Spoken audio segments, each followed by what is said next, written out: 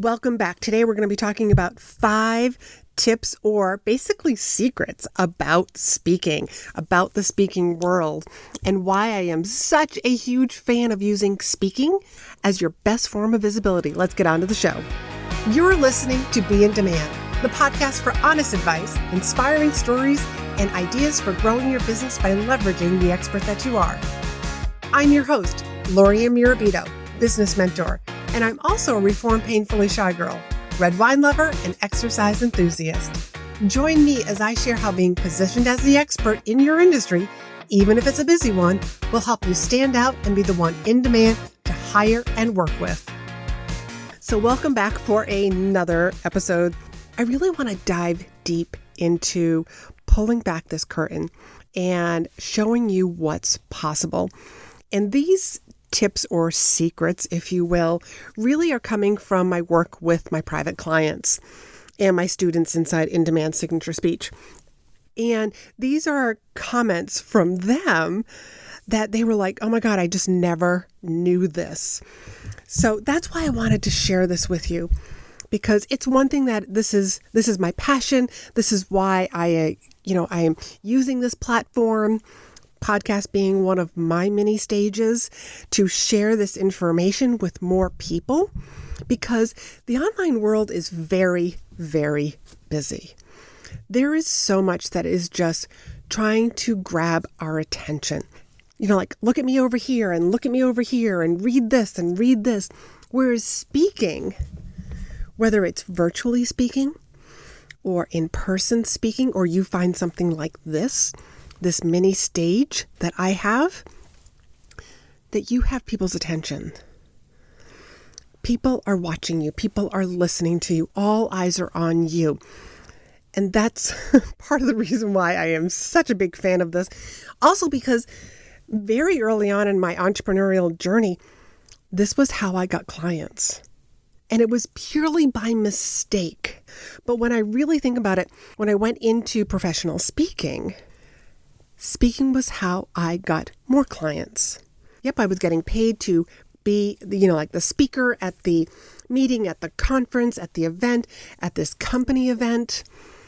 But it was also how people from the audience came up to me afterwards. They would follow me. They would ask about, how do I become like a private client? What's it like to become a private client with you? So it positions you as an expert. So I want to share with you these five secrets about speaking. The first one, and you've probably heard me say this before, you are never, ever speaking for free. Never speaking for free. And this is sort of one of my beliefs, because will you get a check at the end of every time you speak? No, but that's not what I mean. There is always an exchange of value. So what do I mean by this? You might get a list of the attendees who are there. You might be able to promote your event that's coming up, be able to promote yourself, be able to sell things in the back of the room. To maybe whoever is hiring you to speak will actually do like an email blast, put you on their website. They're letting people know how to find you. So there's a never speaking for free. There's just this exchange of value. And to be able to come up with that value. And this is part of the reason why I am also a very big advocate for having some sort of a speaker contract, speaker agreement, even when you are not getting a check paid monetary at the end of an event. But even when you are getting a check, you still want to have that contract. But let's just talk more about I'm not getting a check for this event. That way in your agreement with them, and I do have copies of agreements that I share with my private clients so that they don't have to go through that expense of going through a lawyer to draft one up. I list out that exchange of value. So for example, not only may it be a list of attendees, the people who had signed up for the event, but maybe also a testimonial. That whoever is bringing you in, they agree to give you a testimonial. So that's just one of those things, because then you get to use that testimonial in your marketing, on your website. Here's some client love, being able to share that. That's social proof. So that was the first one, that you're never speaking for free. There's always an exchange of value. Number 2, and this number came from before this unique global situation that we had a few years ago. There's 7,500 meetings and conferences that are happening every single day. Every single day. And that number is just here in the U.S. This number comes from the MPI, which is Meeting Professional International. This is from 2018. That number is here in the U.S. That comes down to 150 opportunities every single day per state. Now, granted, depending on the time of the year, like winter time here in the Northern Hemisphere, there's probably not 150 opportunities in Alaska. But Hawaii and Florida and our warmer states probably have a little bit more than 150 right now, because there are certain conference centers, like in Orlando, for example. 7,500 opportunities. I believe that number is greatly underestimated now. If you are an online entrepreneur, that number is only conferences and meetings. That does not include all the podcasts that you can guest on, all the different masterminds that you can become a guest expert in, all the different Facebook Lives that you could join forces with and speak in private communities, private Facebook groups, memberships. I mean, the list goes on with all the different opportunities that are out there. Not to mention that you can also create your own mini stage. And I keep talking about podcasting as being a mini stage, but you might find that Instagram is a great mini stage for you. Facebook, LinkedIn, Clubhouse. There are so many different mini stages that are out there. You get to decide. And I am a huge advocate of speaking needs to blend with your personality and also your business model. And on top of that, divided by your lifestyle. Because you might have small children. And if you have small children who are, let's just say they're in school, well, then you may be saying to yourself, I only have from 9 to 3 to work on my business. Maybe if it's even shorter because you have to drive them to school. You have to pick them up from school. So not only is your window shorter, but you may need more spontaneity. So that's why maybe doing Instagram stories is going to become your mini stage, your platform that blends with your business model and also your personality and lifestyle. Number 3, no experience is required to get started. And I know that should be oh, thank goodness. But also at the same time, you're probably yeah, but I don't know what I'm doing, which happens to a lot of my clients that I work with. As a matter of fact, a lot of my clients that come to work with me, they've never spoken before. But after working together and crafting a presentation and giving them speaking tips that make them look like a pro, they unanimously always tell me after their very first presentation, because I will always ask them, were you nervous? No. Why not? And they always answer me with, I felt like I had 5 years of experience by the time I got up there to speak because of the work that we did together. So the work that I do with my clients is not just the speech itself, is not just speaking tips. I mean, I'm working internally with my clients. They are stepping into becoming a different version of themselves. They are stepping into being that speaker. They are stepping into being that person who shares their voice. So no experience is required. So with that, if you don't have any experience, don't expect to be jumping onto those giant stages. Unless, of course, you know somebody. However, there are lots of big conferences that are looking for breakout speakers. There are lots of local events that are happening. And that's why I'm such a big advocate of start with your warm market. Who do you know that is looking for speakers? What conferences and events and networking groups that have speakers that you already attend? What associations are you a member of? Start with your warm market. And the reason why I say start with your warm market is because these people already know you, already like you, are already supporting you anyways, and probably are like, wow, I didn't know that you were speaking. I would have asked you months ago.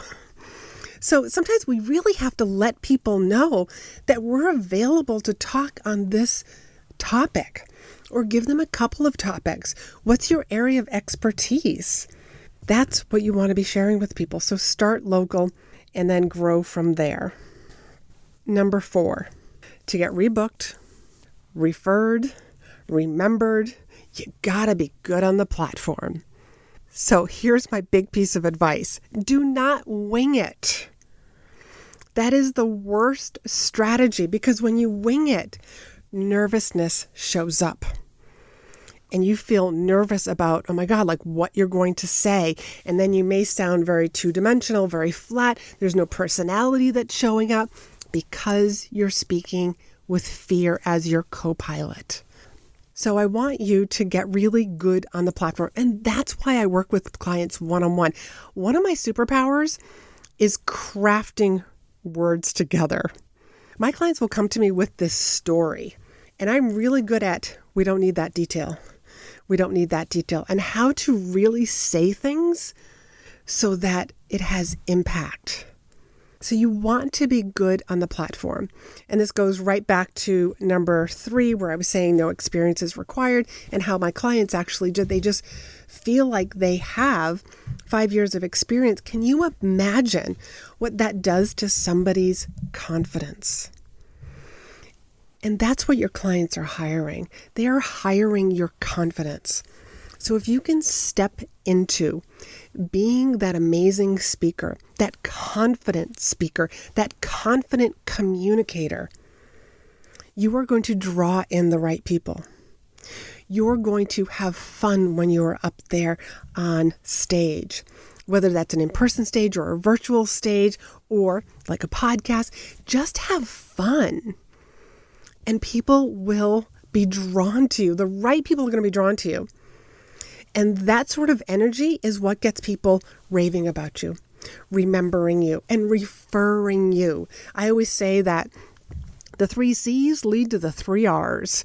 Your speech should have the 3 C's, which is compelling, captivating, and most importantly, converting.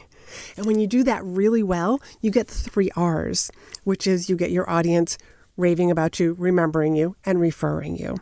Referring you to other clients, referring you to other people who are looking for speakers. That's what we want. And the 5th one is respect. And this one you might already be questioning. Respect?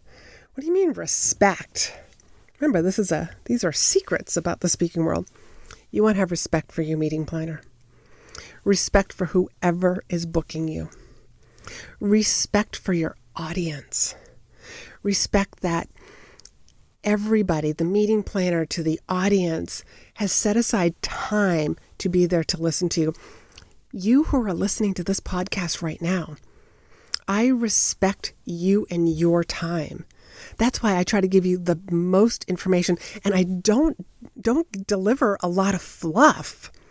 I want to make sure that you get really good information because I know that your time is valuable. If somebody's paying a ticket to attend a conference, again, virtually or online, to be respectful of that as well. And so what does that mean? Ways to be respectful is to stay in communication with your meeting planner. When they reach out to you, that you respond rather quickly. If you tell the audience that you're going to have something ready for them in a couple of days, you actually have that for them in a couple of days. You don't go over time. Hear me on that one. If your allotted time is an hour, don't go an hour and 5 minutes. That 5 minutes is what people will remember, because you don't know where people have to go.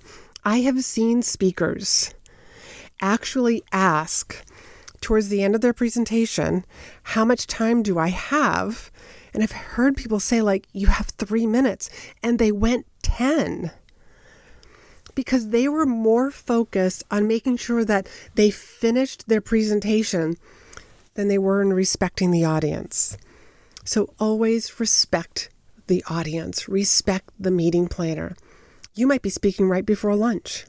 This happened to me once. I was a keynote speaker, and then I offered to do a breakout session. And in the breakout session, I essentially did coaching. It was a great Q&A session.